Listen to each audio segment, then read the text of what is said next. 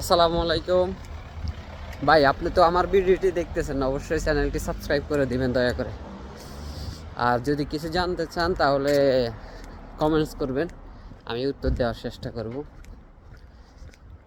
কমেন্টে রিপ্লাই দিতে চেষ্টা করব ইনশাল্লাহ।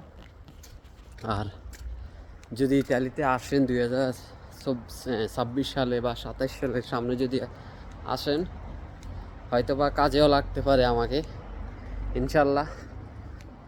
মানে কমেন্টস করবেন, ঠিক আছে? কারণ আমি কাজ করি এই যে আপনার মারের পাড়ের দিকে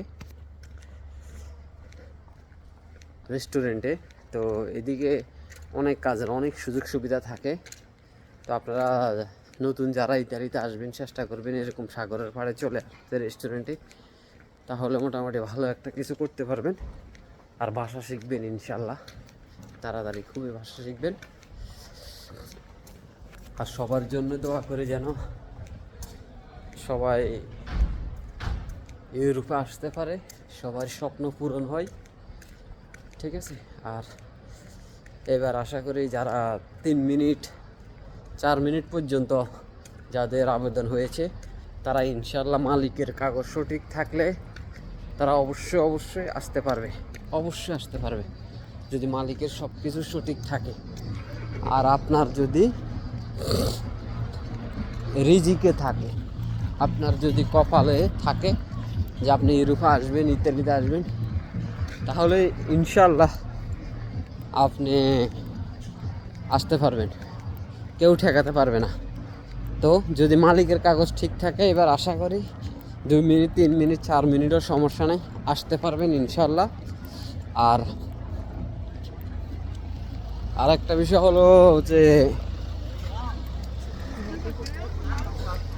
2000 আপনার অনেকে জিজ্ঞাসা করতেছেন যে আসলে ভিসা এখনো ওঠা শুরু হয় নাই। স্পন্সর এগ্রিকালচার হয়, এই এগ্রিকালচার আপনার একটা দুইটা বিভিন্ন শহরে উঠতেছে বা বাংলাদেশে অ্যাপয়েন্টমেন্টও পাইছে, কিন্তু আপনার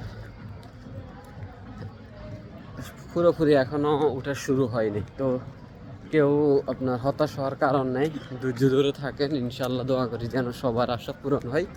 আর স্পন্সরও এখন হয়তোবা মালিকের ইমেইল আসতেছে কিছু কিছু বাসার কাগজ দেওয়ার জন্য, যে আলিজ্য লাগে, হয়তোবা ওগুলো সাবমিট করলে সবাই আসতে পারবেন ইনশাল্লাহ।